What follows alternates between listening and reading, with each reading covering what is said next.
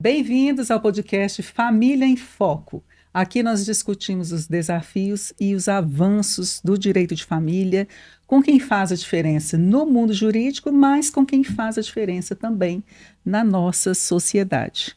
E a gente está aqui com um casal muito especial e a Ana Beatriz vai me ajudar na condução desse bate-papo de hoje, né, Ana? Isso, é um prazer participar novamente. Aqui nós estamos com o Coronel Fraga. Ele é o comandante da 19ª Região, né, Coronel? Muito obrigado pela oportunidade, por abrir esse espaço tão bacana que a OAB tem promovido para discutir esses temas tão relevantes para a nossa sociedade. Muito obrigado. E também a Sargento Priscila, que é a esposa do Coronel. Isso, obrigado pela oportunidade, é um prazer estar aqui. Eu fiquei muito feliz, viu, Priscila, com o fato de você ter vindo, porque hoje é um episódio especial de Natal, vai ser o último episódio do ano, apesar que a gente começou há pouco tempo, né? Isso. Mas eu queria muito receber vocês como família, né? Então, por isso que eu tinha falado com o Coronel, que eu fazia questão que você viesse. Fazia questão, preparei tudo aqui, ó. Pãozinho de queijo, tudo, né, Ana? Agora a Ana pode chegar para cá, eu acho, né? Para a gente receber vocês com muito carinho, com muita alegria. Por quê? Eu acho assim, as pessoas veem muito Coronel Fraga, né, Priscila? Isso. E aí eles veem você, mas a gente que é casado e normalmente quem trabalha junto com o marido, que é da mesma profissão, a gente entende que às vezes fica um pouquinho na sombra, né? E aí eu queria dar essa voz hoje para Priscila, viu, Coronel? Justo e merecido. Eu também acho, viu? Porque o dia que eu vi ela correndo lá, aquela corrida no shopping, eu falei, nossa, essa mulher, vou te contar, a gente tem que aprender muito com ela. E aí, com isso, a gente quer aprender com você, né? Quer saber como que você conseguiu aí, ó, esse maridão aí, como é que vocês conheceram, como é que foi? Eu tenho 20 anos de polícia, e aí quando eu entrei na polícia, né, o Elvésio, eu falo Elvésio, né, Coronel Fraga, mas... Não, aqui hoje a gente está fora das formalidades, né? E aí, nós nos conhecemos na academia de polícia. Eu entrei como soldado aluno, e ele era chefe de curso na época, né? Ele já era seu Não, chefe? a gente não era meu chefe, ele era chefe de curso porque era função do tenente na época. Então, assim, a gente se conheceu naquela época, né? Mas era a relação mesmo de chefe de curso e eu, soldado aluno, em 2006. O chefe de curso é uma pessoa que conduz o processo de ensino-aprendizagem nas escolas militares. É como se fosse um tutor dos novos profissionais que ingressam na polícia. E aí, quanto tempo demorou, Priscila, para começar a namorar? Aí demorou quase 10 anos, né? Nós começamos... nós nos conhecemos em 2006 e aí, meados de 2010, 2015, 2011, nós nos encontramos novamente, que aí eu fiz o curso de formação de sargento, e aí eu fui trabalhar no Comando Geral da Polícia, e aí o Elvésio também, depois de um tempo, foi trabalhar lá também, a gente se reencontrou. Então... E nesse segundo encontro, nós trabalhamos juntos numa assessoria direta ao comando. Nós cuidávamos do planejamento estratégico da polícia. Eu e ela trabalhando juntos numa assessoria ao comando. Então, primeiro surgiu uma amizade, uma relação de trabalho, e a família surgiu aí depois, né? O contexto amoroso, legal. Só depois de eu ir para Brasília. Então, nós nos encontramos inicialmente na Academia de Polícia Militar, como ela falou, depois no nível estratégico da polícia, depois eu fui cedido ao Ministério da Justiça, trabalhei em Brasília e depois no escritório de representação da polícia lá. E foi nessa época, com eu morando em Brasília e a Priscila morando em Belo Horizonte, aí que nós viemos a nos aproximar enquanto casal e surgiu o nosso relacionamento já em 2014. E aí estão juntos, casados desde essa época. Foi em 2014? Foi em 2014. 2014. Isso, finalzinho de 2014. E me conta aqui, Priscila, como é que é trabalhar com o chefe? E assim, a gente pouco se encontra, né? Na verdade, assim, devido até à agenda dele, né? Ele fica pouco, né? No prédio do comando. Eu trabalho na subcorregedoria, então, assim, eu fico... Mas aqui em Sete Lagoas? Aqui em Sete Lagoas. Lá na 19ª? Na 19ª região. Uhum. Então, assim, a gente trabalha no mesmo prédio, mas a gente se encontra basicamente no horário de almoço, só para que a gente encontra para almoçar e depois cada um segue a sua agenda do dia, né? Uhum. Mas eu vejo, assim, eu acho até muito bonitinho que o Coronel te leva em todo quanto é evento que tem, né? Quando é possível, né? A gente acho que faz questão de participar. no próprio tema do podcast, né, que é família em foco, eu acho que, para mim, família é uma coisa muito cara, muito importante, literalmente a base. Então, sempre que há viabilidade em função das questões profissionais, dela estar comigo, para mim é motivo de muito prazer, então eu tento sempre estar com ela. Fora o fato que eu tenho muito compromisso fora do horário de serviço, né? Uhum. Então, em muitos desses compromissos, sempre que é possível. Né, de você estar junto. E eu acho realmente, eu falei, mas eu acho realmente muito legal, porque sempre que eu vejo fotos do senhor, algum vídeo, algum post no Instagram, a Priscila está junto, né? Sim. E foi isso que eu conversei com os meninos da comissão, que eu falei assim, não, eu queria convidar o Coronel Fraga com a Priscila, porque eu vejo que eles são realmente muito família, né? E esse embasamento de família, ainda mais assim de pessoas como vocês, né? Que são que dão mais destaque na sociedade, eu acho que é importante mostrar para as pessoas. E é inspirador, né? É inspirador demais, porque eu vejo, a gente que tem sensibilidade, eu acho, né?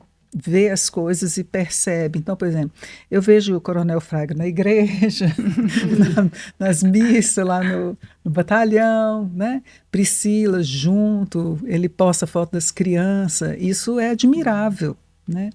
E isso é muito bacana. Foi uma coisa que me chamou a atenção de trazer vocês, para vocês falarem, né, sobre família. Algumas pessoas até me perguntou, mas o podcast é de família, por que vocês vão chamar o Coronel Fraga, que é da segurança pública e tudo? Eu falei assim, não, eu acho que eles têm muito a dizer como família. Eu acho que vai ser bacana, né? Obrigado por essa oportunidade. Acho que não é coisa que a gente fica o tempo inteiro falando, mas então, com certeza, para nós dois, a família é essencial para nós. Nós nos dedicamos muito, nós trabalhamos muito, mas a gente se esforça sobremaneira para preservar a convivência da família, para estar com os nossos filhos. Na maior parte dos momentos, eu acho que eu tenho um filho de 5 e uma filha de 7. Eu acho que até os 3 ou 4 anos deles, eu consegui ir a praticamente todas as consultas médicas deles. Mesmo na correria do trabalho, qualquer apresentação de escola que tem, nós dois fazemos questão de estar lá, nós dois fazemos questão de buscar as crianças na escola juntos. Às vezes não conseguimos levar, um leva, ou coisa semelhante, mas e isso acaba retornando positivamente para a gente, que isso é uma energia boa, isso dá motivação, dá incentivo, cansa, desgasta, a gente tem que se organizar muito, mas é muito prazeroso. Então, ter a Priscila, ter os nossos filhos próximos de nós em qualquer circunstância, para nós é prioridade. E a gente que trabalha com o direito de família, né? A gente que eu falo assim, eu e a Ana, nós somos advogadas, né? Então a gente trabalha com os problemas que vêm da destruição da família, né? Então é muito triste, assim. Aí quando a gente vê uma família que se destaca, fala assim, ai, que bom que ainda dá certo, né? Ai, que bom que aí ainda tem família que dá certo. E aí essa dinâmica familiar de vocês, como é que ela funciona, Priscila? A grande realidade é que é muito corrido, né?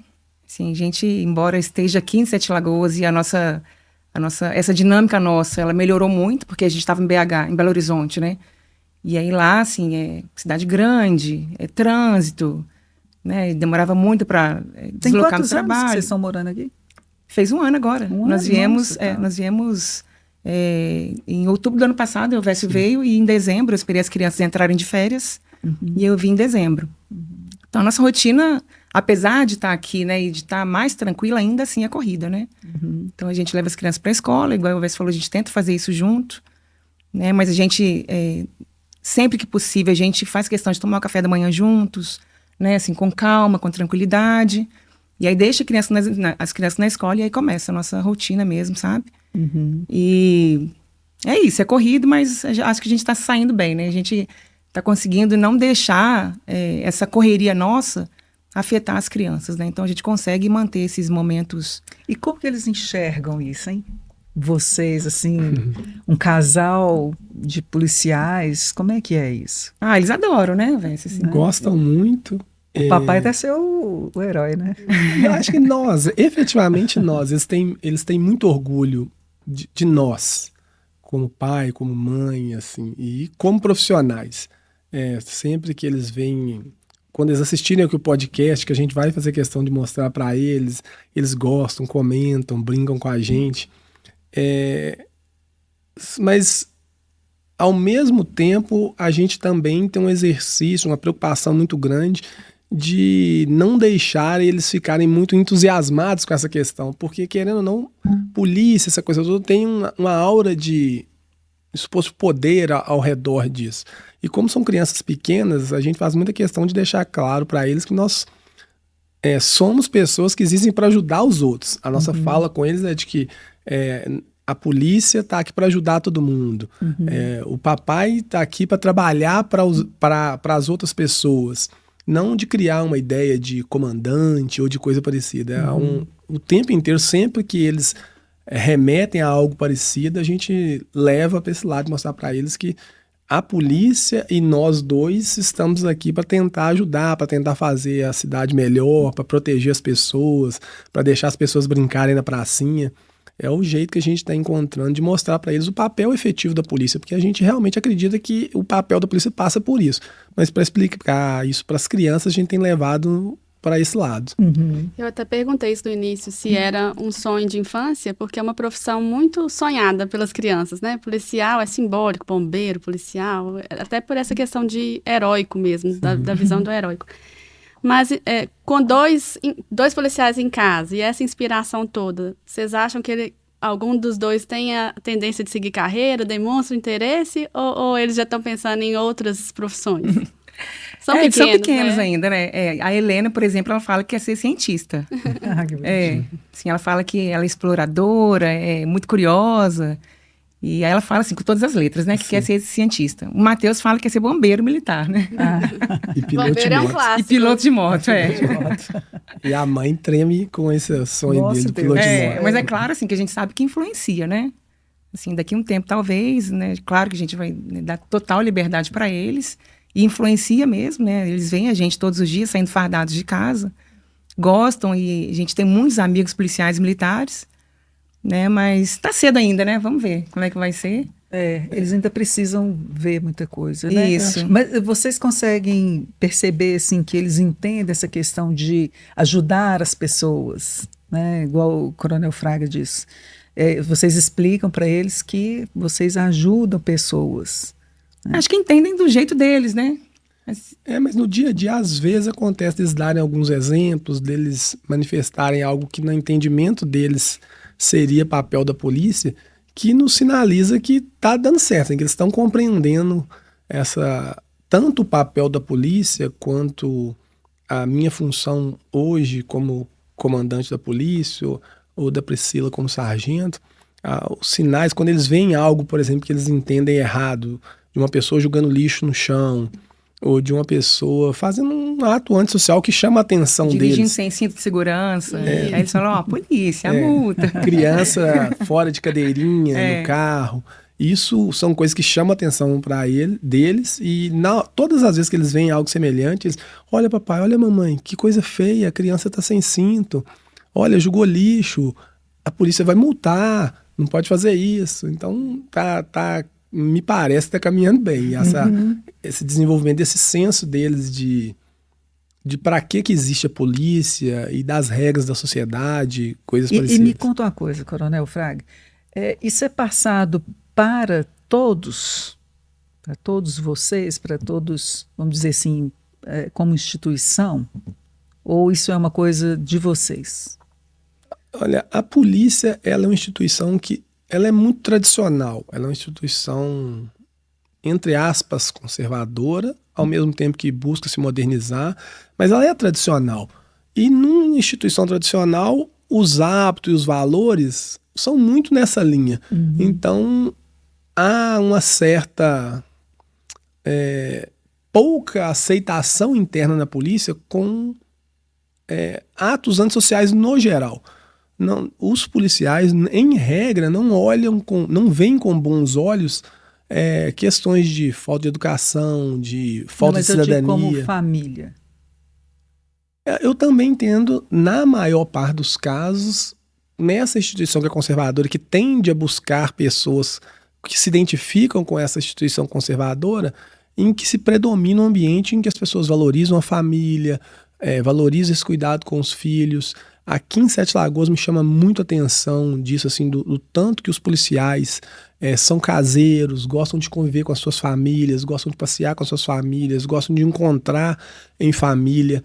Isso aqui em Sete Lagoas me chama muito a atenção, assim, não é comum você ver um policial casado, que tem filhos, com um pensamento meio deslocado do casamento, de sair, de diversão. A gente percebe muito que todos querem se divertir com as suas famílias, que olham muito a questão de ambiente onde que vai levar a sua família.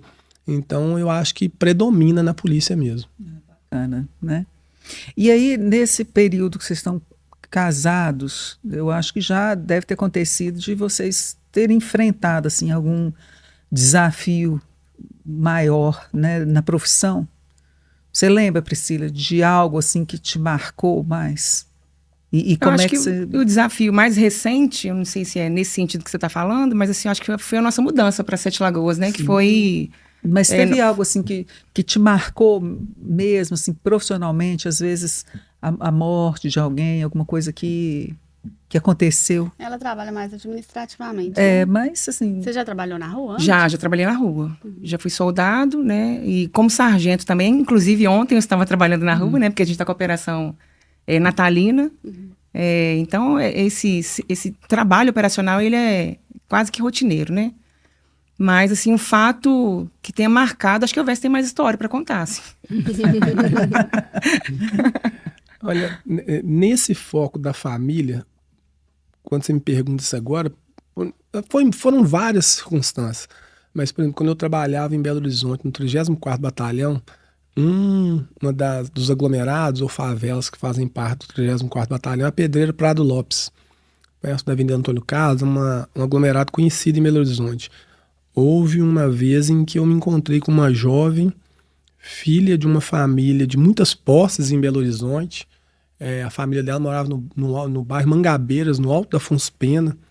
Uma família muito rica, uma menina muito linda, praticamente uma modelo, mas que naquele momento que eu encontrei com ela, ela estava se prostituindo em troca de pedras de crack, na Pedreira Prado Lopes. E aí ela já estava muito deteriorada e tal. Assim, marca porque assim, como a gente está falando de família, você pensar de uma família que criou seu filho, que educou, que tentou fazer o melhor para ela, perder uma filha para ela se prostituir na boca de fumo em troca de pedras de crack, é um negócio assim muito impactante.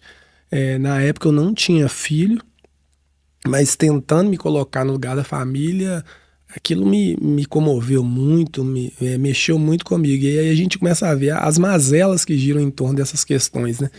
Então, por exemplo, isso é um fato que sempre que eu penso em família, penso na educação, na criação de filhos, ou em outros aspectos, eu me recordo dessa ocorrência e vejo que tem algumas pessoas que têm sofrido muito, seja com drogas ou seja com outras questões que têm afetado as nossas famílias, a nossa sociedade.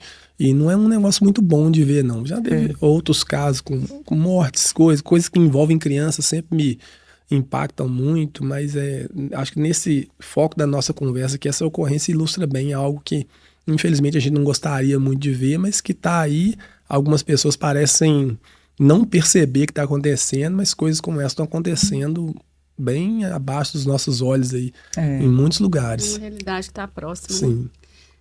Né? Bom, aqui a gente... Você queria falar alguma coisa? Eu ia perguntar a Priscila, enquanto a carreira policial é muito respeitada socialmente, né? Eu entendo que é uma das mais respeitadas ainda hoje em dia. Enquanto mulher, como você falou, você já trabalhou na rua, trabalha administrativamente, você acha que você é mais respeitada por ser policial? eu vejo isso tá, na minha realidade também. Às vezes eu me sinto mais respeitada por ser advogada, por conhecer de leis, etc. e tal. Você acha que você é mais respeitada por ser policial? Eu acho que sim, porque a farda, ela impõe respeito, né? Impõe. Então, assim, eu sendo vista com farda e sem farda, certamente a percepção da pessoa que está me vendo é diferente, né? Então, eu acho que sim, que assim, eu sou mais respeitada quando estou fardada, né? Vamos colocar assim. E Priscila, esse tempo todo, você disse que está há 20 anos, né? Vou fazer 20 anos. Na polícia. Nesse período que você está aí, esses 20 anos, aconteceu alguma coisa que você falou assim, não, eu pertenço a esse lugar? Você teve convicção de que você queria mesmo ser policial? Olha, eu acho que assim, o que eu gosto muito na polícia é que ela nos dá a oportunidade de galgar lugares mais altos em virtude do nosso esforço, do nosso estudo. Né? Isso aconteceu comigo, assim, quando eu entrei na polícia e depois quando eu fiz o concurso interno para a graduação de sargento. Né? E aí eu acho que, assim, eu sinto isso com relação à instituição. Né? Quando eu, em virtude do meu esforço, em virtude da minha dedicação, eu consigo alcançar lugares mais altos. É uma instituição que a meritocracia Exatamente, funciona. Sim.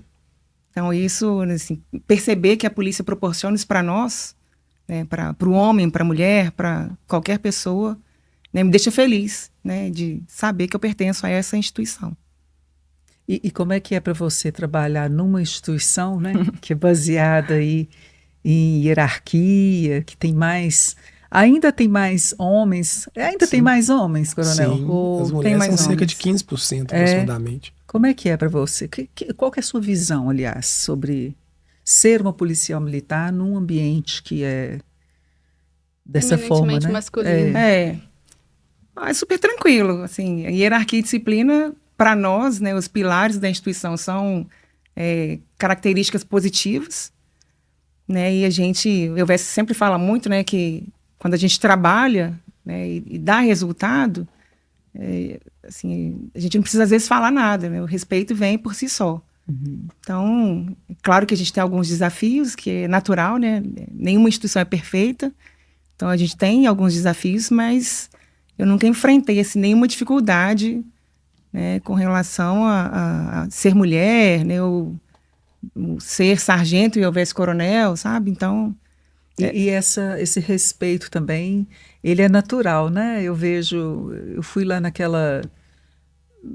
numa apresentação que teve, eu até achei muito bonito o uniforme delas, assim, a saia, aquele chapéuzinho, né? Uhum. E aí, todos eles chamando elas de senhora, tudo, né? É bacana isso, né? Porque a gente se sente até mais confortável, né? De trabalhar dessa forma. Sim, e o respeito, né? Esse respeito, né, em virtude da hierarquia mesmo, é natural. Então, assim, eu sargento, eu chamo tenente de senhor, capitão de senhor, e o soldado e cabo da mesma forma comigo, né? Com outros sargentos. Eu acho que conta muito é a postura nossa, né? Acho que a nossa postura, e quando a gente trata todo mundo com respeito, o respeito, ele é recíproco, então... E isso é ensinado desde quando entra ali o soldado? Sim, nós existe uma lei que regula, a lei federal que regula essa questão dos sinais de respeito e deferência entre militares. Isso não é só para a polícia militar, entra para a polícia militar, para o bombeiro, para o exército, para a marinha, para a aeronáutica. Isso é uma lei federal que regulamenta isso. Mas quando eu estava na academia, eu trabalhei acho que 8 anos na academia de polícia militar, eu sempre falava com os alunos que eu estava auxiliando. O manual, os regulamentos de sinais de respeito e honra da polícia são exatamente como um manual de etiqueta social. Uhum. Então, qualquer pessoa educada não vai ter dificuldade nenhuma na polícia. Uhum. Porque se, por exemplo, fala que... só que eu sempre comparo que no manual de etiqueta social, para um homem educado, ele vai tratar a mulher com vários sinais de deferência, de respeito, de cordialidade. No ambiente militar, as mesmas regras de etiqueta social que se aplicam a uma mulher, de um homem para com a mulher, são do superior para com o subordinado e vice-versa. Então, se, por exemplo, na lei fala que se eu tiver que entrar numa porta, 2 militares, sejam de qualquer instituição for, e só couber um, quem que vai entrar primeiro? Aí eu falo, lá na etiqueta social, se tiver um homem ou uma mulher, tem uma porta. Quem que deveria, na sociedade educada, entrar primeiro? A mulher. Então, sendo superior, se está a Priscila Sargento com o cabo deveria ser educado e dar lugar para ela passar. Se uma pessoa chega no ambiente, qualquer pessoa educada tem a obrigação de cumprimentar a pessoa. No ambiente militar, o que é o cumprimento nosso? Continência. Você faz a continência como se você estivesse falando bom dia, boa tarde, boa noite. Então, um militar não se encontra sem se cumprimentar. Assim como qualquer pessoa educada na sociedade não deveria se encontrar sem se cumprimentar. Dando esses exemplos para mostrar que é algo absolutamente natural. Só que no meio militar isso foi regulamentado e a cobrança disso desde o início. Até que isso se internalize e passe a ser absolutamente natural. Por exemplo, quando eu trabalhei em Brasília há um tempo, eu fui para lá como capitão e tinha uma tenente-coronel do Rio de Janeiro, que até hoje é minha amiga. Ela era médica, oficial médica da PM do Rio de Janeiro, estava trabalhando também em Brasília. Aí a gente ficou amigo, tal, bacana. A Priscila conhece ela, a Sandra, e ela se incomodava muito eu chamá-la de senhora o tempo inteiro. Podia estar no bar, no restaurante, no serviço, mas como ela era minha superior, eu sempre me referia a ela como senhora. E ela fala, não, mano, para, Fraga, não faz isso, eu fico sem graça e tal, mas é difícil. É um exercício muito difícil, porque para mim isso é absolutamente natural. Então não é nenhum constrangimento e tudo. E o normal é que entre nós militares essas coisas passem a ser 100% natural. Então a gente faz como se estivesse cumprimentando. Tudo bem? Bom dia, boa tarde. O mas Lucas do nosso está jeito. perguntando aqui, Priscila, se você bate continência para o coronel. No ambiente. Sim, no ambiente militar, faço continência. Tem que fazer. Né? Senão ele me prende, né? Aí, tá vendo? Jamais. E aí, Ana, você quer perguntar alguma coisa? Não, agora a gente pode passar para a questão de Sete Lagoas. O que vocês acham? Da violência doméstica. Da violência doméstica, da violência em Sete Lagoas. Vocês mudaram para aqui recentemente, comentaram tem um ano. Qual que é o retrato que vocês fizeram da nossa cidade, né, nesse tempo que vocês já estão aqui? Que impressão que ficou para vocês? Eu mesmo falo assim, Sete Lagoas é uma cidade que tem uma qualidade de vida muito boa. É uma cidade boa para se viver, com muitas qualidades. O fato dela ser tão próxima a Belo Horizonte, mas ainda manter hábitos de uma cidade de interior, eu acho muito positivo. O fato das pessoas se conhecerem. É uma cidade de interior, entre aspas, mas com potencial de desenvolvimento muito grande, com benefícios diversos. Em termos de segurança, também muito positiva. Desde a criação da 19ª, que foi há 9 anos atrás, a cidade vem tendo sucessivas melhorias em todos os indicadores de segurança pública, mas do ano passado para cá, essa melhoria foi assim muito acelerada. Nós estamos hoje, para resumir, não ficar falando assim de dados, se a gente fosse comparar com os relatórios que saíram mais recentes sobre indicadores de segurança pública no Brasil, Sete Lagoas hoje seria a 6ª cidade entre as cidades brasileiras com 200 e 500 mil habitantes, ela seria a 6ª mais segura do Brasil. Então isso é muito positivo e isso reúne um conjunto muito grande. Para chegar a esse dado tem uma série de coisas por trás disso. Então Sete Lagoas tem uma presença policial muito grande, ela tem um relacionamento entre os órgãos de segurança pública excepcional e isso facilita muito as coisas. A parceria entre todos os órgãos, não só de segurança, mas o OAB com a polícia, a prefeitura com a polícia, o bombeiro com a polícia civil, a polícia militar, a associação comercial e industrial com a polícia, o CDL com a polícia, os conselhos comunitários com a polícia, tudo está muito positivo. E isso tem formado um ambiente muito propício a melhoria da qualidade de vida no aspecto da segurança pública. E o que eu tenho percebido é que nesse ano, domingo agora, nós fomos num evento de um grupo de empresários aqui de Sete Lagoas que montou um movimento que chama Cidade é Nossa, para promover o aperfeiçoamento deles e ajudar instituições como, por exemplo, a Vila Vicentina. Eles fazem diversas ações. A fala dos empresários nesse encontro era o tanto que a polícia tem contribuído para deixar um ambiente mais favorável para eles empreenderem e gerar emprego sem gastos desnecessários. Então é muito bom de ouvir esse tipo de coisa. Então a avaliação que eu faço nesse 1 ano que a gente está aqui é de que a cidade já era muito boa e muito segura.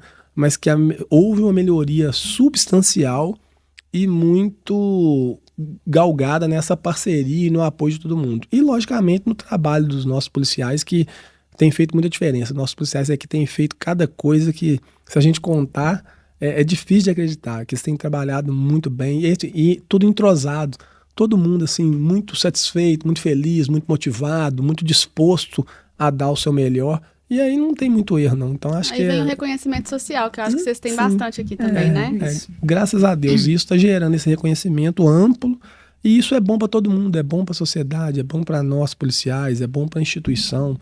Então, tô apaixonado por Sete Lagoas, digamos assim. Eu já conhecia, mas tanto que quando a gente conversa na nossa família o que nós faremos no futuro, as crianças, a Priscila e eu, dizendo que nós vamos continuar vivendo aqui em Sete Lagoas. Ah, que bom. Nós queremos vocês aqui em Sete Lagoas. Agora, quanto à questão da violência contra a mulher aqui em Sete Lagoas, Coronel, como é que tá esses números, essas questões? Eu acho que Priscila tem contato com vítimas, com a questão da violência? Acaba que a gente tem, né, quando a gente está no serviço operacional, né, que aí, vez ou outra, pode acontecer, né, de ter alguma ocorrência envolvendo violência contra a mulher, e aí a gente acaba, né, tendo que atuar nesses casos, né. Sim, mas administrativamente, assim, o senhor tem mais contato, né? Essa questão da violência doméstica, para mim, ela sempre foi muito cara. Desde que eu era, acho que, tenente, eu lembro que eu ajudei a elaborar o primeiro manual para treinar os policiais para prevenção à violência doméstica num treinamento que a gente tem, que a gente chama de treinamento policial básico. Eu e a sargento Adriana, na época, escrevemos esse guia, que era uma cartilha que treinou toda a polícia militar nesse aspecto. Então eu sempre reconheci e valorizei, mas é um problema que tem assolado o Brasil muito fortemente. Os indicadores mostram que a violência doméstica no Brasil tem crescido muito, e quando a gente chegou aqui no final do ano passado, nós fizemos um levantamento muito amplo de diversas questões e definimos diretrizes para esse ano. Então, quais seriam nossas prioridades nesse ano para a gente tentar melhorar ainda mais a segurança? A questão da violência doméstica era um ponto-chave nisso. E nós temos uma patrulha de prevenção à violência doméstica. Na época tinha a Cabo Aguiar aqui em Sete Lagoas, agora já criou mais uma. Só que a gente chegou no entendimento de que somente esse serviço especializado não seria capaz de fazer frente para atingir os resultados que a gente gostaria. Então, houve uma indução no processo de gestão até chegar na ponta da linha para que todos os policiais começassem a voltar seu olhar para a questão da prevenção à violência doméstica. Como isso? Sempre tomando conhecimento detalhado de todas as formas de violência, que hoje majoritariamente são verbais. Então, graças a Deus, nós tivemos pouquíssimas vítimas fatais de violência doméstica em Sete Lagoas em todo esse ano. Nós tivemos uma redução drástica em relação ao ano anterior. Mas a violência verbal, a violência financeira, a violência psicológica, ela ainda acontece. E aí, entendendo isso, nós chegamos a uma conclusão de que não podia ser só a polícia. Aí, nisso, a gente fez parceria com a Igreja Católica, com a Igreja Evangélica, com a própria OAB, com a Secretaria da Mulher e com diversos outros atores. E a gente está levando o tema da violência doméstica para diversos espaços, para ser discutido, ser conversado, ser falado dentro da Igreja Católica, dentro da Igreja Evangélica, a OAB com o seu olhar, em reuniões comunitárias, que antes tratavam só de outras questões. A gente tem pedido a todos os militares que desenvolvem as reuniões comunitárias para tratar também sobre a questão da violência doméstica, para estimular a denúncia, para não fechar os olhos quando está vendo uma vizinha vivenciando esse tipo de questão. Nós temos feito visitas recorrentes aos autores de violência doméstica. Então, se a pessoa hoje, em Sete Lagoas, comete um ato de violência doméstica, ela pode ter certeza que, no muito em uma semana, vai ter um policial lá batendo na porta dele para conversar, para ver o que está acontecendo. Se tiver usado arma de fogo, talvez vai ser no dia seguinte. Se tiver feito uma ameaça grave, também provavelmente no dia seguinte. Então, vai ser só uma conversa. Nós estamos criando um ambiente desfavorável para a pessoa entender assim, não, isso não é normal, isso não pode acontecer. Mas não é só a polícia, como eu reforço. A igreja tem nos ajudado nisso, a AB tem ajudado, a Secretaria da Mulher tem ajudado grandemente nisso, e diversos outros parceiros, a Câmara Municipal tem ajudado. Então, o tema está sendo colocado em discussão o senhor o já tempo percebeu inteiro. mudança em relação a isso? Por exemplo, Uma diminuição? houve uma diminuição expressiva, principalmente no caso de violência fatal, que é o feminicídio, que seria o extremo dessa violência doméstica. Nós conseguimos melhorar muito esse indicador, mas a questão da violência verbal ainda continua bem. Ainda existem homens que acham que é normal xingar sua companheira, ofendê-la, menosprezá-la, humilhá-la. Ainda existem pessoas que entendem que isso não é violência. Abrir um parêntese aqui para falar isso. É uma realidade que eu vivo. As mulheres não têm consciência do que é violência psicológica, muitas vezes, do que é um assédio moral, do que é uma violência processual, uma violência financeira. A violência ficou gravada na memória popular como sendo violência física. Isso. Daí é tão importante essa conscientização, o combate, com certeza, e a conscientização. Então, né? o combate está sendo intenso, mas quando a gente pega os números, a gente tem visto que tem, hoje, salvo engano, em torno de 60% ou 70% das ocorrências de violência doméstica decorrem de agressões verbais. Isso é preocupante, mas ao mesmo tempo gera uma satisfação que as mulheres estão denunciando isso também. Sim. Então, ou seja, ela não está mais aceitando ser ofendida, ser maltratada. E aí a polícia está levando esse debate para a sociedade. Só, gente, todo mundo tem que discutir isso aqui. Isso aqui não é só polícia, não. Só a polícia não vai dar conta. E isso tem criado um ambiente que está gerando resultados positivos, graças a Deus. Mas ainda não são aqueles que a gente gostaria de ter. Uhum. Ah, que bom, né? Que está tendo essa mudança de percepção, né? E eu acho assim, não só no ambiente, mas você consegue levar isso para casa. Aliás, consegue não, porque você acaba levando, né, Priscila? Esse sentimento, essa energia, vamos dizer assim, do seu trabalho para casa. Como é que você faz para minimizar esse impacto emocional dentro da sua casa ali, com seus filhos, com seu marido? É aquele negócio assim, de chegar em casa, eu não sei se é assim, tá? Eu tô falando que eu tô imaginando. Chegou em casa e fala assim, ufa, agora é o meu marido. Ou não tem isso? Assim, na verdade, é tudo muito natural, né? Assim, não tem essa separação? Tem a separação, mas igual eu falei, é natural. Assim, acho que a nossa vida é tão corrida, a gente chega em casa e tem as nossas coisas para fazer, a nossa rotina com as crianças, que, assim, na minoria das vezes a gente conversa sobre algo do trabalho, sabe? Então, assim, e tem alguma coisa que você faz para, tipo assim, fala com ele assim, não, peraí, agora não é hora de falar isso, nós vamos falar disso amanhã, 8 horas da manhã. Tem hora que é necessário, né?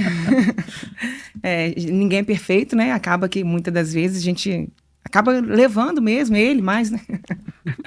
Leva trabalho para casa e aí... Você consegue ser mais um ponto neutralizador disso acho daí, que né? eu carrego mais esse papel, assim, de tentar falar assim, ó, agora não dá, e aí já vem as crianças atropelando tudo, sabe? Então, eu acho que eu faço mais esse papel, assim, de tentar deixar, né, alguns assuntos para depois. Tem hora que não tem jeito, né? Algumas coisas são mais urgentes, mas na regra a gente consegue separar bem essa questão. Você consegue, Ana, na sua casa? Eu tenho muita dificuldade. Eu acho que o comprometimento, né, das nossas profissões, que envolvem tanta tensão e tanta responsabilidade, às vezes dificulta, mas a gente tem que aprender, né? É um aprendizado. Tem que tentar, Eu vejo isso assim, o celular hoje eu acho que é um gerador de maior desafio para isso, porque a gente está o tempo inteiro trabalhando também via celular. O que eu tento fazer, a gente acorda cedo, eu acordo normalmente antes, um exemplo simples, para poder preparar o café para a Priscila e para as crianças. Então eu acordo por volta de 5h30 da manhã, preparo a mesa e tal, aí por volta de 6 horas vou acordar a Priscila, Matheus, Helena, para a gente se preparar para tomar o café. Talvez esse seja o horário mais difícil de conseguir falar comigo, porque realmente eu tento não prestar nem atenção no celular dessa hora de 5h30 da manhã até a hora que a gente dá para as crianças. Então a gente se arruma, toma café na mesa, normalmente ouvindo música, conversando sobre o dia a dia deles e tal. E nós temos feito um exercício cotidiano, nós não assistimos jornal, por exemplo, com nossas crianças. Nós, se tiver o rádio ligado, começar a falar alguma coisa de violência, a gente, sem muita sinalização, mas a gente muda, em regra, é música. jornal a gente não assiste. Se tiver algum programa que está passando alguma coisa sobre violência inadequada, porque a gente assiste muito pouco televisão, então a gente toma café conversando, ouvindo música e tal, leva as crianças para a escola.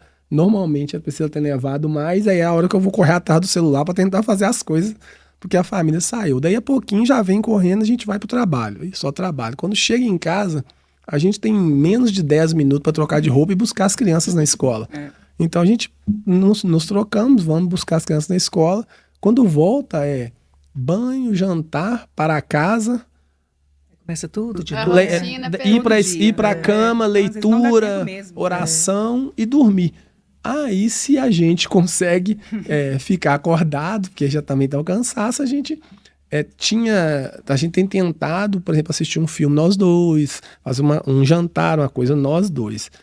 E se tiver alguma urgência, aí a gente sai de perto das crianças. Por exemplo, se eu recebo um telefone que eu preciso de resolver, eu não posso deixar de atender. Eu saio do quarto ou da sala, o que for, e vou fazer isso fora. Mas a gente tenta manter isso como exceção mesmo. Então, o momento que a gente está ali em família é para ficar em família mesmo, e a gente sequer fica conversando sobre um problema, tal coisa. Só se fosse uma coisa muito urgente. Mas é raro, a gente consegue fazer isso com certo êxito. Ô Priscila, o primeiro episódio que a gente gravou aqui, a gente estava conversando, né, sobre maternidade, retorno à vida profissional da mulher, porque é muito difícil, né? Você teve aí 2 filhos, a Ana tem o dela, eu tenho a minha. É difícil a gente retornar e engrenar novamente, ainda mais uma carreira como a sua, né? Você acha que depois da maternidade você aprendeu alguma coisa assim com a maternidade que você pôde levar para a sua profissão? Sim. Eu acho assim, com a maternidade, por exemplo, reforçou a ideia de que a gente tem hora que tem que ser firme e tem hora que tem que ser acolhedora. Né? Inclusive na instituição, inclusive, né, eu atuando como policial militar. Costumo falar que é de acordo com o cliente, né? Assim, se a situação exigir firmeza, eu tenho que ser firme, igual a gente é com as crianças. Quando, né, for o contrário, né, que a situação, no caso até de, por exemplo, uma vítima de violência doméstica, né, aí seria um momento em que eu teria que ser mais acolhedora. Então, acho que a maternidade aguçou isso mais em mim, sabe? De saber ser firme e saber também ser... E você voltou logo para o trabalho, depois que você teve as crianças? Voltei. Acaba que a gente tem a licença, né? Período de licença. E foi difícil? É difícil. É difícil. Dá vontade de largar tudo, né? Dá vontade. Mas, nas 2 vezes, né? É difícil, mas a gente... Assim, não tem jeito, né? A gente tem que voltar. E acaba que precisa também, assim, às vezes, eu costumo falar que foge até um pouquinho da regra, né, que a maioria, eu não quero voltar, e aí eu queria voltar, assim, pra mim, quero ficar pelo menos meio período, né, trabalhando e meio período com as crianças. Eu falei o mesmo. Seria o ideal, porque acaba que a gente fica muito tempo dedicando só às crianças, né. Sim. Então eu lembro que quando eu fui no sacolão sozinha, depois que a Helena nasceu, eu fiquei assim, sentindo livre, né, eu falei assim, oi gente, voltando a fazer as minhas coisas, né? Era um passeio, era um evento. Então é isso, foi difícil, mas é necessário, né, pra gente também. A gente é multifunções, a gente não quer perder nenhuma, a gente só agrega. Exatamente. Agora eu quero perguntar para o Coronel Fraga, né, teve alguma lição aí que a sua família te ensinou e que o senhor pôde levar para a profissão, inclusive assim, na posição de liderança, né, porque na profissão a gente sabe que vocês já colocam aí toda essa energia paternalista e tudo de cuidado, né? Mas na posição de liderança, Coronel, alguma coisa que sua família te ensinou a ser um líder melhor? Eu devo praticamente tudo do jeito que eu sou à minha família. Não só a minha família Priscila, Helena e Matheus, mas também a meu pai, que era soldado da Polícia Militar, a minha mãe. Pelo nosso jeito, assim, pelos nossos valores, a gente acredita, mas... Com o casamento, com uma policial militar e com o nascimento das crianças, acho que com o casamento com a Priscila, eu passei a ter um olhar ainda mais atento. Eu sempre fui muito preocupado com essas questões, com essa questão de assim, de dar à mulher o espaço dela, de deixar não deixar margem nenhuma para a dupla interpretação de nada do que eu falo, de nada do que eu faço, de tentar ser, assim, dar um tratamento muito profissional e muito igualitário, independente de ser uma mulher ou ser homem. Eu já tinha muita essa preocupação, mas estando com uma mulher que trabalha na mesma profissão que eu, acho que isso aflorou ainda mais. Então isso é uma preocupação permanente minha. Com as crianças, eu fiquei bem mais mole. Bem então, mais quer emotivo. dizer que ele virou um líder mais maleável também, né? Bem mais emotivo, bem mais... Assim, eu faço tudo que chega para eu poder decidir, eu faço uma leitura muito detalhada das coisas. Assim, leitura não de ler documento, mas uma avaliação muito detalhada. Eu tento de verdade me colocar no lugar de todas as partes envolvidas, para ver as motivações, as dificuldades, para tentar chegar a uma decisão mais justa. E muito dessas questões passa também pela família, pelo momento que a pessoa está vivenciando. Então, ter filhos faz a gente, eu acho que humaniza mais ainda. Não que eu fosse ríspido. A gente aprende a ter mais empatia, né? Essa empatia aflorou muito. Então, as crianças, elas me... Tudo que eu faço, eu penso também, tipo, meus filhos iam ficar felizes, iam se orgulhar do que eu estou fazendo. Isso aqui é o exemplo que eu queria dar para os meus filhos. Eu acho que isso o tempo inteiro está na minha avaliação das coisas que eu faço. Então, por isso eu tenho que tomar uma ação mais dura, ou que possa ser compreendida como mais rígida, e eu sempre coloco a questão do correto, que eu sempre tento passar para os meus filhos a questão de ser correto, de falar a verdade, de fazer a coisa certa, doa a quem doer, custe o que custar, mesmo sendo difícil. E aí o tempo inteiro, por ser pai, por valorizar muito esse papel de pai, eu vou avaliando minhas posições nesse sentido. E uma das perguntas internas que eu me faço é: se eu tivesse que mostrar para meus filhos o que eu estou fazendo aqui, eu iria me orgulhar, eu iria continuar fazendo? Então, se a resposta for sim, eu estou bem tranquilo, porque é o exemplo que eu gostaria de dar para os meus filhos. Então, eles estão presentes na minha vida o tempo inteiro, em quase todas as decisões que eu tomo, mesmo sem eles perceberem ou se eu externar isso. E sentimentalmente, não tem dúvida, não. Hoje eu me emociono muito mais, choro muito mais. Não, e isso é muito legal, Priscila, porque eu nunca tinha ido lá no batalhão, sabe? Nunca tinha. Eu moro aqui em Sete Lagoas e nunca fui lá, não conhecia comandante, nada. Aí, quando foi para eu ir lá a primeira vez, eu pensei assim, nossa, coronel. Eu fiquei pensando assim, naqueles coronel, assim, sisudo, sabe? Mais velho. Aí, a hora que eu vi o coronel, eu falei, meu Deus, ele é jovem, né? E assim, o jeito que o senhor tem de receber as pessoas, o dia que a Isabela foi lá mesmo, né, ele tratou ela super carinhoso, tirou foto com ela voltou encantada, né, de ter ido, e principalmente os jovens da idade dela, eles já têm muita resistência, assim, com essa questão de polícia e tudo, e ela voltou totalmente encantada. Foi muito legal mesmo. Eu vejo isso muito forte, né, no senhor, e agora na Priscila também, que a gente vai encontrar bastante agora, que agora eu vou colocar ela em tudo que tiver aqui. Ai, meu Deus. Ô, Ana, tem mais alguma coisa que você quer perguntar para eles? A gente poderia agora pedir uma mensagem de Natal e de esperança para o Ano Novo. O que vocês podem nos falar aí das suas expectativas para 2026? Uma mensagem de Natal que eu gostaria de deixar para a sociedade sete lagoana, para as famílias em especial, é de levar esse período natalício na essência do que ele é mesmo. Não só pensar em trocas de presentes, consumo, trocas são coisas também importantes, mas nesse período de avaliação, de reflexão, de verificar os nossos hábitos, nossas práticas, de tentar melhorar de alguma forma para que a gente inicie o ano de 2026 um pouco melhor do que estamos nesse ano de 2025. Mas meu ano de 2025 foi maravilhoso. Tomara que o 2026 seja ainda mais maravilhoso. E no que compete à Polícia Militar, para que todas as pessoas que tiverem acesso a esse podcast, ao vídeo da nossa entrevista, tenham consciência clara de que poderá contar ainda mais com a Polícia Militar. Nós estamos cada vez mais à disposição das pessoas, das famílias.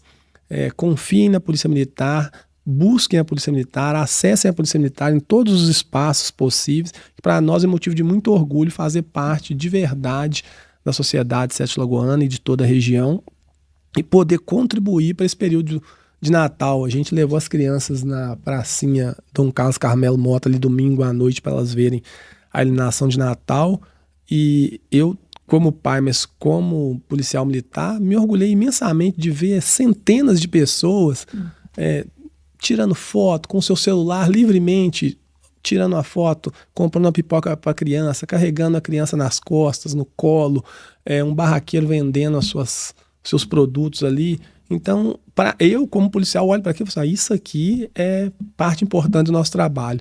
A gente contribuir para que essas pessoas todas possam vir aqui, celebrar o Natal, trazer suas crianças, gerar encantamento com essa iluminação bacana. Nós precisamos cada vez mais de proporcionar isso. Então, contem com a Polícia Militar para proporcionar cada vez mais momentos como esse, em parceria com os demais órgãos nossos. Eu queria deixar uma mensagem, antes da gente finalizar, queria deixar uma mensagem de Natal para vocês, né? Que vocês tenham um Natal com muita alegria, né? E que vocês continuem sendo essa família linda que vocês são, né? Com os filhos, como é que eles chamam? Helena e Matheus. Viu, Helena e Matheus? Mamãe e papai tá aqui, ó. E nós estamos mandando um beijão para vocês, tá? E que vocês continuem aqui conosco, né? Porque tá funcionando, tá dando certo. Graças e a gente fica muito feliz de saber de tudo isso, né? Que está acontecendo. E eu também, Coronel, queria fazer um agradecimento especial para Priscila, que eu sei o quanto foi difícil para ela vir aqui, né? Então a gente comprou essa florzinha para te homenagear. Obrigada. Então, o senhor não repara que a homenagem hoje é para ela. Muito obrigada. Agradece muito. Você vai enfeitar lá a sua cozinha, seu banheiro de Natal, viu? Então, é a nossa singela homenagem aí de Natal para vocês. Não podia ser uma homenagem melhor para mim, homenageando ela. E que você também, né, Ana? Apesar que a gente vai se ver muito ainda, mas essa época é muito gostosa, né? A época da gente agradecer o ano que passou, valorizar, como o Coronel falou, a família e criar já expectativas de um ano melhor. Agradeço demais, agradeço a contribuição da Polícia Militar. Tenho certeza que a valorização da sociedade é a garantia da melhor resposta que vocês têm e terão para o ano que vem, porque realmente essa garantia da paz social, da harmonia, né, e da nossa qualidade de vida em Sete Lagoas é muito significativa. Obrigada. Muito obrigado. Obrigada. Para você que nos segue, fique atentos ao canal da OAB Sete Lagoas no YouTube, siga-nos no Instagram e também no Facebook e ouça os nossos episódios no Spotify. E siga também a Comissão de Direito de Família para ficar por dentro de mais episódios e demais assuntos relacionados aí ao conteúdo jurídico da família. Até a próxima!